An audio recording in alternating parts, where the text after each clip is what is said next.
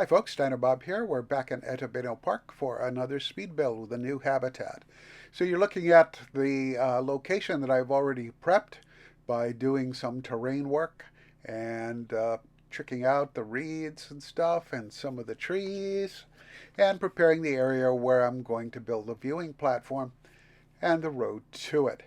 So uh, taking a little closer there, you see I've put in some board paths using the flat wall piece, aka the floor, to give me a general idea of how big I want this thing to be.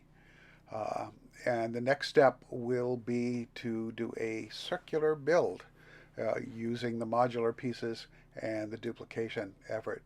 I started out by putting two floor pieces there, and I wanted them set up just outside that board path.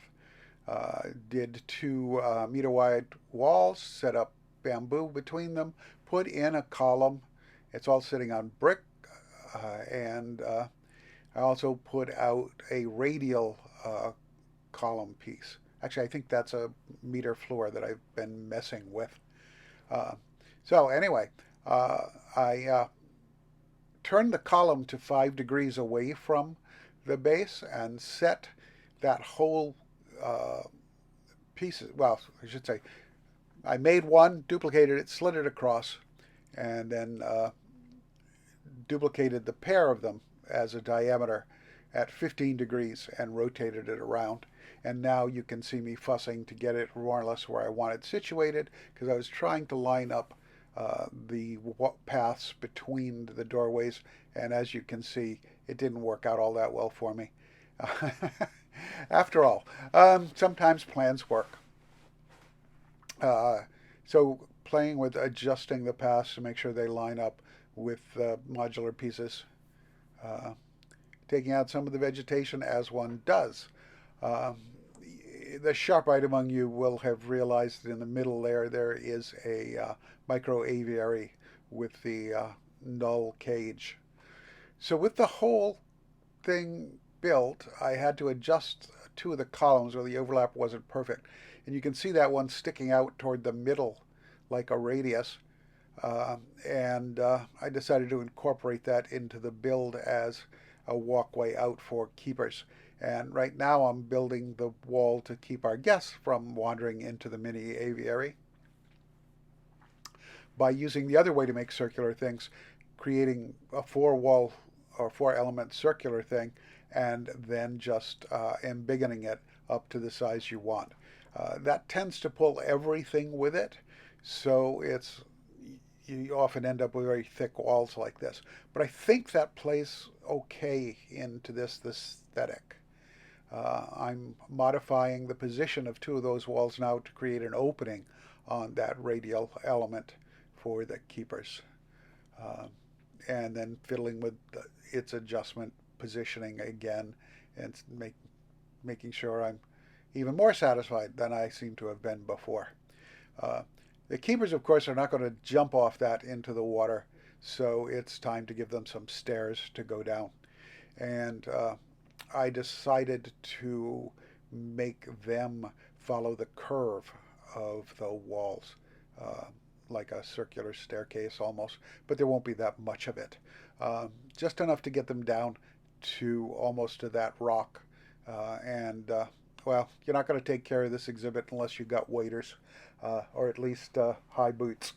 So that's just something the keepers will have to deal with. I don't know if they'll be able to do it in game, but in the real world, I've certainly seen at zoos and videos of zoos keepers taking care of water birds who wade out into their exhibits.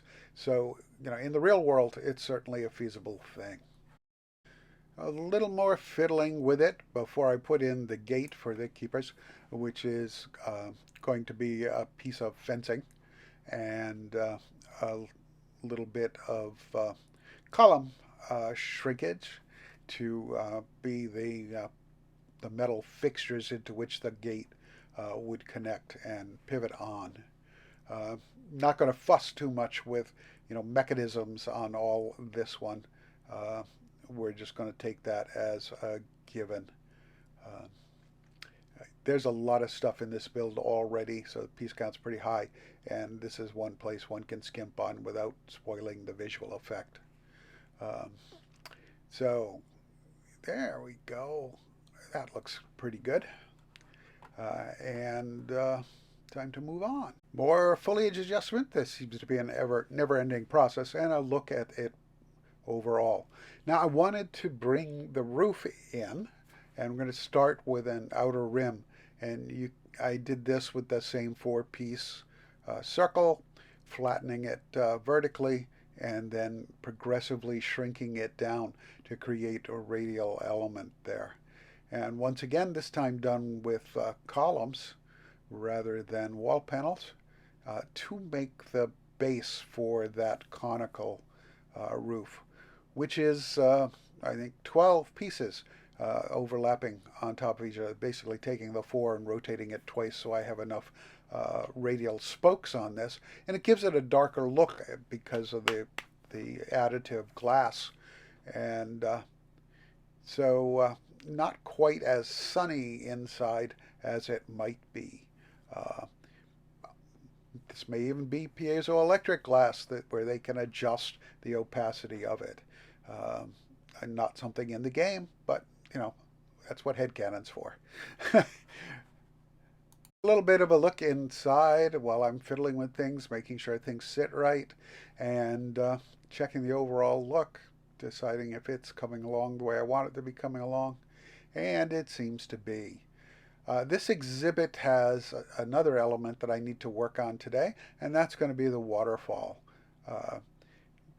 You can see me trying to work with the water pieces, and they're a little hard to see in the full light. It's something that I got frustrated with. Also, the 2 levels of water here, you will notice those kind of dark shapes in the rocks. Sometimes you'll see them as green, sometimes as black, depending on how close I am. And that's jello water that comes from exposing the edges of water by messing with the terrain stuff. I thought I was going to be able to use it to help the water effect, but it seems to hurt it, particularly when you change distance and have it go black on you. Didn't like that at all. So my solution is to cover those pieces with rocks. You notice the light change. I did that to make the water pieces a little more visible, to make it easier to see what I'm working with. I find these somewhat challenging to work with.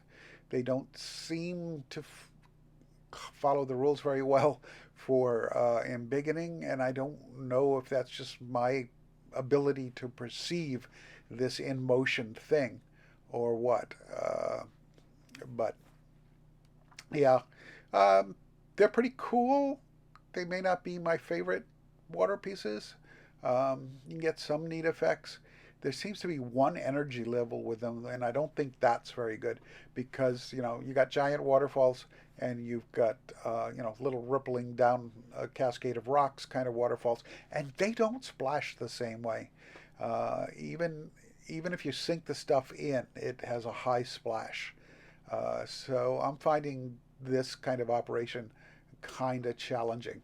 I hope there'll be some improvements on it in the course of beta, and if not, then into early access. And so, yeah, here I am finally getting around to trying to cover the jello water. You really don't need to see all of my struggles with this, so I cut a bunch of that out and cut closer to the end where we can see the effect I finally decided was suitable enough. And you know, you can see here that it did involve pulling the water up, so I could confirm that there were still patches of jello water that needed some more attention, and you know, deal with them in a corresponding way. Sigh. Yes, yeah, plug that last hole. Anyway, bring the water back down. Yeah, there it is. Okay. So that's not looking too bad. These look much better from a distance than up close. it does not look like falling water to me up close. Sorry, guys. That's just my visual take on it. And but it's better than no waterfall effects at all. So it would also be nice to have a current piece. You know, the kind of faster current you get when the water starts getting constricted. But it is what it is. So there's the overview. You can see all the reeds around this thing. And it needs to be an enclosure if we're going to have an animal in here. So I decided to use cliff face for a lot of the places you can see easily from the viewing platform, and hide a lot of it in the woods. Because, yeah, you know, who wants to look at rocks all the time? Well, geologists, but, you know, geoguests tend not to. And I'm guessing at what the fence requirement will be for this animal, because right now in beta we don't have clear fence requirements for most of the animals.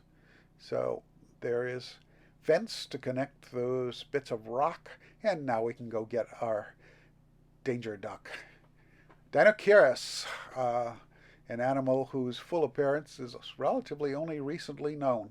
It was originally named when it just had its arms. They had a pair of arms, like 6 feet long. Scary big for something that was built like an ornithomimid. Anyway, checking to make sure where they go, and you see me discovering that they can't go in the water. This is 1 meter deep water, and these giant bird dinosaurs won't go in it. So before I shot the cinematics, I adjusted that water depth to make them more comfortable with it. So first, inside the pavilion where the microraptors hang out in the center, and you can see one of the Deinoicheirus moving in the distance while you listen to the microraptors and maybe catch a glimpse of them flying. And a more direct view from the pavilion into the habitat. I'm considering putting another viewing point out there, probably to the left of where these guys are, where I expect to expand the park in the future, and probably lump facilities together for them, for the guests, that is, in that area. Yeah, cool guys, cool guys. And now moving outside into the habitat proper. Oh yes, yes, yes. He's got an opinion about that. They do seem now to like to sit down in the water for a little while, and then they will get up, almost on cue, and wander off to do their Deinoicheirus type things.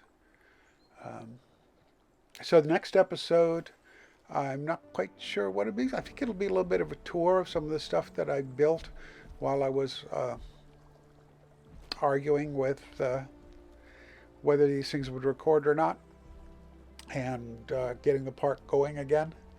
I don't have speed builds for them, so those will be a tour. So here's one of our danger ducks wandering across in front of the waterfall, and coming around. They do a lot of turning right now. So having said that, this one's going to walk in a straight line for a while and do the sit down in the water again. Oh well. Anyway, last shot, and I will see you again in another video soon. And this is Dino Bob. Thanks for stopping by. Like the video if you thought it was interesting. Subscribe, and I'll see you again some other time, but not today. Y'all take care and be well. Bye-bye.